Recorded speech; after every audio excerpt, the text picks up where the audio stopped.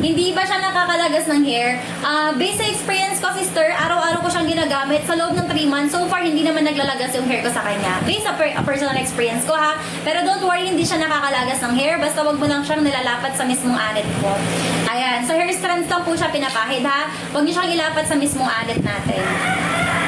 Ayan, Mami Arlene, yes po, Mi. Pwede naman siya sa mga bata, Mi. Ayan, 8 years old above, pwede na pong gumamit kay hair mask. 8 years old and above. Ayan. Habol-habol kayo sa pag-check out. For the go lang mga sisters, habang naka-live exclusive sale tayo. Live exclusive lang yan, ha. Dito nyo lang yung sa live, mabibili ng ganyang kamura. Basta mag-follow po kayo sa ating TikTok account. Ayan, kakapasok lang po sis, how to apply. Sister Michelle, yung Sister Mithel, ayan yung pag-apply kay hair mask sister, para lang conditioner. After mag-shampoo, tapos magbanlaw ng hair. Tapos, after mo magbanlaw, tanggalin mo yung excess water, tapos i-apply mo to, 3 to 5 minutes banlawan mo.